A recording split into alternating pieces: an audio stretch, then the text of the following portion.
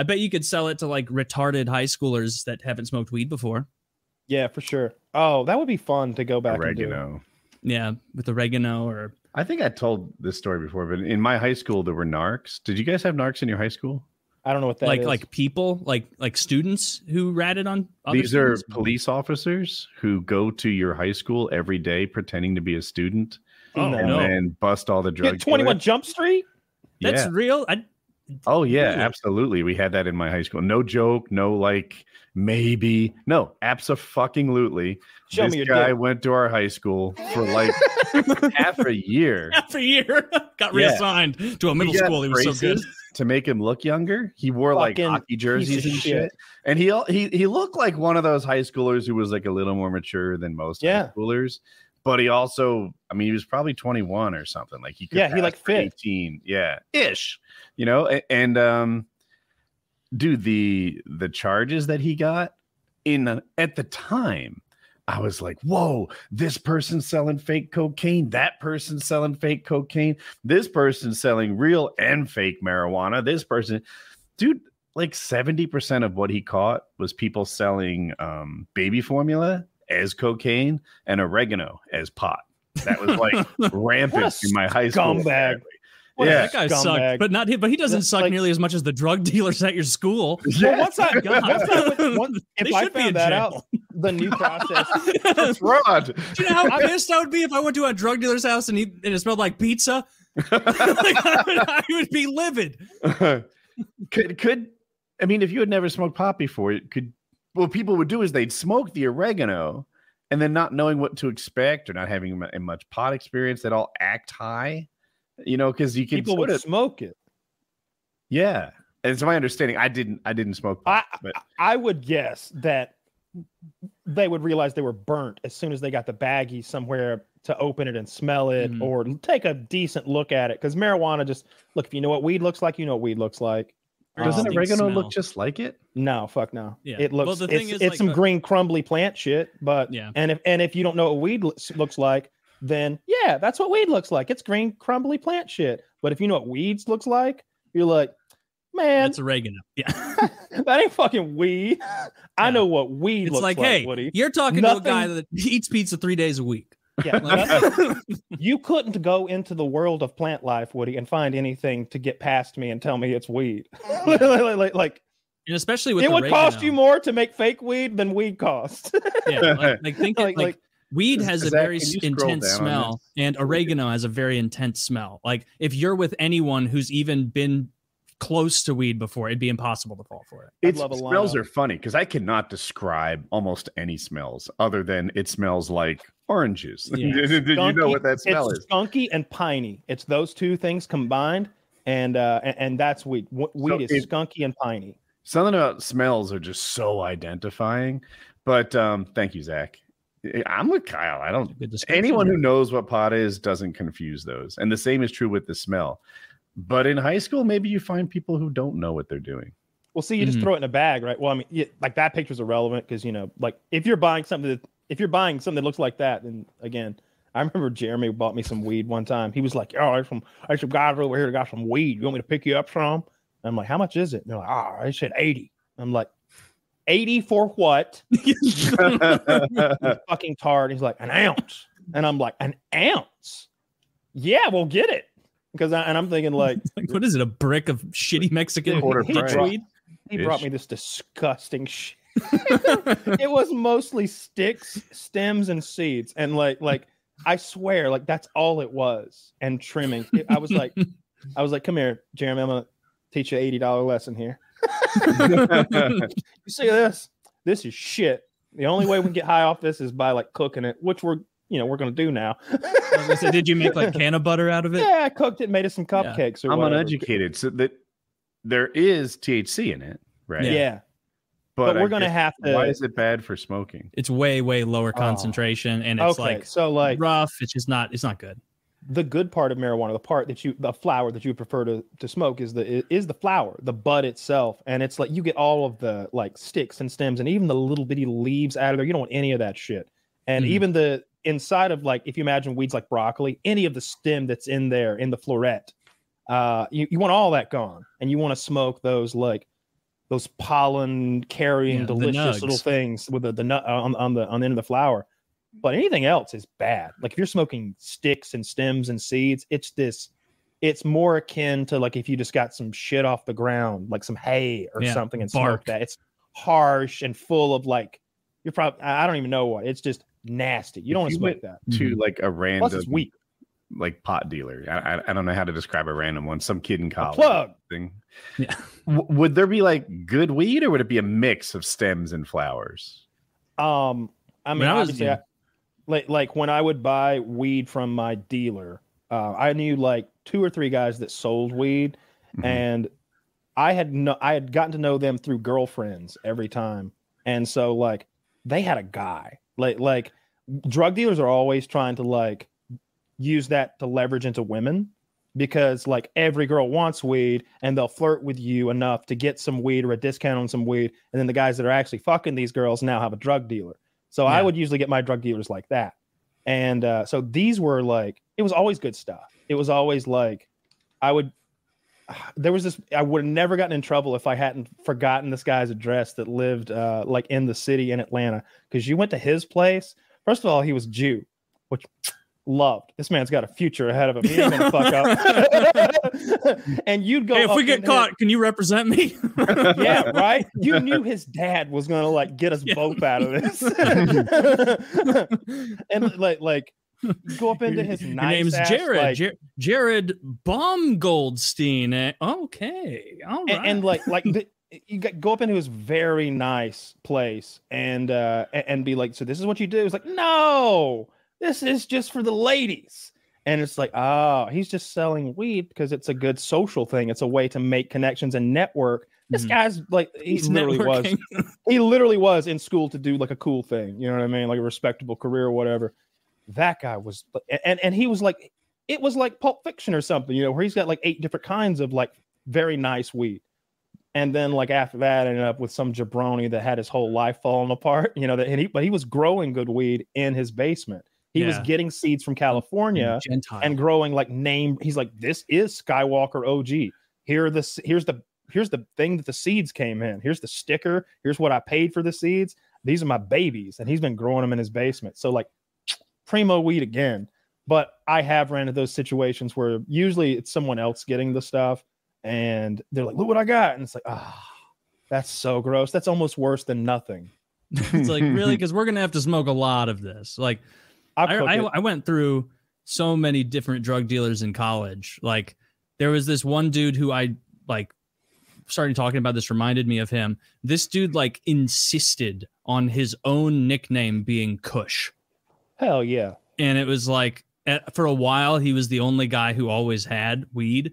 And so we'd go over there, and he was one of those guys that like, hell, he's the dude who like melted weed into cigarette carton wrappers to sell it to me. And it was like, it's actually more economical. And it's like, I don't want fucking burned plastic next to my weed, you dumb cunt. Like that, yeah, same. You retard. And I don't want to sit and hang out with you and smoke out of your jet black opaque bong with water from years ago. That's despicable and disgusting. We had the same dealer. Hated it. And so many dealers, like it was so great to find like a good dealer. There was this one guy I had that he did not want to be friends or acquaintances or anything with people he sold weed to. And so I would just, less is more, and bless his heart. Bless his heart for the way he did it, because he was one guy that I would, text or reach out to, and I'd be like, hey, I want this much, what can you do it for? And he'd tell me, and he'd be like, what time can you be here? And I'd be like, this is it, I'd text him like 10 minutes before, and then he would like have it just sitting in his yard. Just you pick it up. on his, and I would just like open the door, grab it, and then drive away. And it was I like that. Tremendous. No, I like that. No, you do it. Look, and that keeps his ass clean, like 100%. That's why he's doing it. You, on the other hand, still have that stigma, I'm sure, as you're walking up to grab it, of like, hope they're not in the bushes or the trees or in the sky or wherever. Nope, I'm just checking this guy's mail. Yeah. Did you already have the lie in your head for when you get caught? No, because I would have been like just dead to rights and be like, what are you doing? And it's like, you have buying to have drugs. Yeah, like I would be thinking of like the lie, like all right, I could come up with a lie as long as I didn't have the weed in my car yet. I'm not sure the lie's the move. I mean, yeah, like, you have to flee high-speed chase. It depends how caught you are, I guess. Like in my situation, I was just like, probably should just shut up now, huh?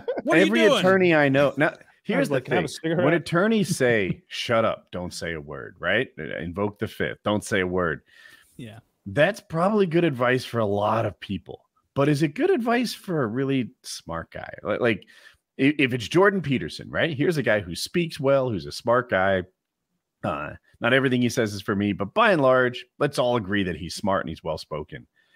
Are you sure he couldn't do himself any favors when talking to the police? Yeah. You're not gonna like Picard your way out of this. You're gonna have. You might be able to influence your way out of it, legalese your way out of it, or good old boy your way out of it. But the problem is that everything's being recorded for the record anyway. So if there may come a time where he's like, "Look, you're already in the system, dude. Even if I wanted to, that could come up nowadays." But you're not going to be like, no. See, the problem is with lobsters. You see, lobsters always want to go through red lights, and that's what I am. I live my life like a. You're not going to get out of this shit by talking about your serotonin levels or how, like, you know. The cop doesn't. You could try a Jedi like, you don't want to arrest me. I don't smell like weed. But you could be like, are you Brendan? Aren't you Davy's brother, dude? No, I don't know where I am. Can you help me out with it? Like, if you know, you can get your way out of it that way. You can just be real apologetic. Last time I got pulled over, I was going way too fast, and it was when I was on like double probation. I didn't mean to be speeding, but it was just a road where probation. Yeah, it's when there's like there's like two different groups like watching over you to make sure you don't fuck up. And like one group's more strict than the other. Like, one group will let you drink and the other won't even let you do that. You mentioned traffic. In a situation like that, people can and do talk their way out all the time. I always do, I usually do, and it's by being 100% honest. When he pulled me over, I was like, "Hey, what'd I do?" And I looked worried because I was. And he said, "You were going 65 in a 25." I was like, "Why is this 25? It's a 2-lane highway in the middle." I was like, "There's no way this is 25." I was like, "This looks like 55, right? Like, wouldn't you think this is 55?" I said, "Look at my license. I just moved here." Kind of true. A couple years ago. I mean, the license is out of date. That's all that matters. I'm like, I just moved here. Come on, this is the first time I've ever been on this road. Would you have known? I didn't know. I'm so sorry. I'm going to drive on this thing going 20 from now and flash my lights at everybody if you cut me a break here, sir, because I'm sorry. But I didn't know. Good God. I wouldn't be going 40 over. Like, I'm not in a hurry. I'm going to Chick-fil-A. Yeah. You know, I said something like that. You play all dramatic. Like, oh, Lordy. I dare not believe I was violating the wall in such a way. He was black. You didn't do that? That's going to get me a real beating. If I think what police like to see is, I did it. I'm sorry. I'd never do it again. This was a one-time error in judgment. The trouble is that doesn't get you out of, like, if it goes to court, that's not helping you. Well, it depends what you did and if you actually did it right. In my situation, I was absolutely speeding. I genuinely didn't mean to. I meant to be going 8 over, and I was going like 40 over or something, 40, whatever it came to. Because I could if you went down this road, you would not. I mean, obviously, there's a sign somewhere that I didn't see. Believe it, but like, it's like a big straight open stretch of 2-lane road, and it's not houses up against it; it's fields. And they're like, "Yeah, this is 25." It's like, I think y'all made this for tax revenue, dude, because this is also the way to get around the interstate. Like, y'all are fucking with me right now. But yeah, he cut me slack there. They did. And I don't know. I've been cut slack a few times with traffic stops, but like, I think trying to talk your way out of something where you did some shit is gonna be slim to none. You should just shut the fuck up. If you've got a DUI or something, or you got weed in your hand, you got weed in your hand or something like that, and it's your weed legitimately, like, you're just gonna have to shut up. I'll share this with you if we can keep it secret. I won't tell anyone. Come on, dude. Are you even cool? And he's like, it's cool, not even that good. I'm not. It's shitty weed, officer. Smell it. Dude, I met this like super cool cop once, but you probably didn't even know him. A cool cop would let me go. You're going to fall into that trap. Hold on here, partner. I'm a pretty cool officer. If you know a cop, he would probably let you go. Like for sure. And if you impersonate a cop, let me know how it goes. Yeah, I wouldn't do that. Yeah. I'd pretend I'd reach out for a secret handshake, and then when he didn't do it, I would call in a fake radio dispatch that there was a cop impersonator out arresting and hassling people. Just press your ear like there's something there. Yeah, breaker, we've got a just make up a code. You have an 1810. We got a cop who's seriously uncool. Yeah, we got a cop who's fucking lame as shit, and he doesn't want to get high. Wow, you can't buy weed from this college kid's house. I offered to share weed. He said no. You know what, like, part about being able to buy legal weed now is like just so much better than like the whole dealer thing is I absolutely hated through my 20s how like drug dealers stayed college age the whole time. So like when you were in college, it was like you're buying drugs from some college age guy. And then when I was like 26, 27, I'm like texting my youngest brother, like, who do you buy drugs from now? And he's like, hit up this guy. And so I reach out to him and be like, I'm so-and-so's much older brother. Do you have drugs I can buy? And then I didn't like that. Were most of your dealers white or black? Mostly white. Yeah, me too.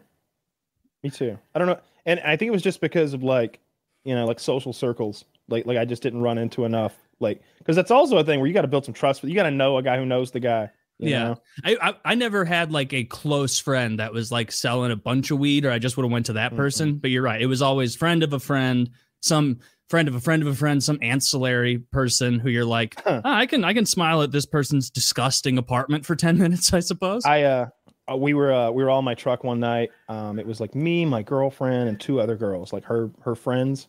And one of these girls is like really well to do, like her just it's like you can do anything you want or nothing at all type situation in life. And I'd been to one of her houses, and like this girl's like 22 or whatever, and she's like in the back seat. I stop at the gas station, I'm filling up, and I hop back in the car. I'm asking the girls in the back seat if they want anything when I go in, and she's like, "Hey, check this out. Look what I won't say her name. Look what Jane has." And Jane's got a pound of marijuana. And a pound? She's got a pound is this fucking big. Yeah. It's like a throw pillow. Never have I ever seen that much before or since. And I'm like, the fuck are you doing in my car with a pound of marijuana? I think I may have called her the B word. Dude, I would be fucking livid. That's an amount of weed that like they'll be like, well, you can't have this much, sir. You can't have a pillowcase full of it like you were going trick-or-treating in like, Colorado. And I looked at my girlfriend. I was like, did you know this? And she's like, and great girl. She immediately goes in on her. She doesn't even respond to me. She just goes in on Jane. The fuck are you thinking? None of us want to be in here with that. You've got plutonium in the back seat in the middle of East Atlanta. How big is it? A trash bag? No, but it's big. Like a purse. It's like a little. It's like a girl's like purse full. I mean, it's full. Ton. Like it is so much. It's an amount. Like if I had an ounce of weed, hide it. I would end up getting rid of a lot of it because I could not smoke through that faster than it all crisped up and got dry and like shitty. Vacuum seal it or something, maybe. All right, Taylor, you're in a hurry. You need to smoke a pound of weed. How quickly can you get it done? Do I have any other obligations? No, this is your only mission. Then I do an ounce a day.